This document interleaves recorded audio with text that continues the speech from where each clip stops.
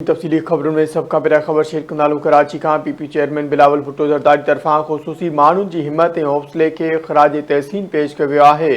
ख़ुसूसी माण्हुनि लाइ हमदर्दी खां अॻिते वधी अमली शमूलियत यकीनी बणाई वञे। बिलावल भुट्टो ज़रदारी जो चवणु आहे त वक़ार, मौक़िया ऐं शमूलियत हर ख़ुसूसी शख़्स जा बुनियादी हक़ आहिनि। ख़ुसूसी माण्हू असांजे समाज जी ताक़त ऐं इस्तेकामत जो अहम हिसो आहिनि। पीपी चेयरमैन बिलावल भुट्टो ज़रदारी पारां ख़ुसूसी सलाहियतुनि जे माण्हुनि जे आलमी ॾींहं ते पैगाम जारी कयो वियो आहे। असल तरक़ी तॾहिं मुमकिन आहे जॾहिं ख़ुसूसी माण्हुनि खे पेश ईंदड़ रंडकूं ख़तमु कयूं वञनि। पीपल्स पार्टी शमूलियत ते ॿधल पाकिस्तान लाइ पुरज़्म आहे।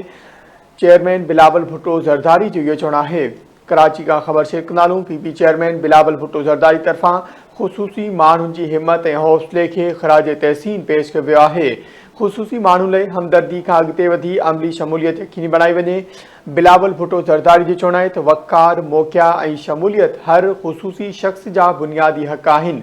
ख़ुसूसी माण्हू असांजी समाज जी ताक़त ऐं इस्तेकामत जो अहम हिसो आहिनि। बिलावल भुट्टो ज़रदारी जो चवणु आहे त पीपी चेयरमैन बिलावल भुट्टो ज़रदारी पारां ख़ुसूसी सलाहियतुनि जे माण्हुनि जे आलमी ॾींहं ते पैगाम जारी कयो वियो आहे। असल तरक़ी तॾहिं मुमकिन आहे जॾहिं ख़ुसूसी माण्हुनि खे पेश ईंदड़ रंडकूं ख़तमु कयूं वञनि। बिलावल भुट्टो ज़रदारी पारां इहो चयो वियो आहे।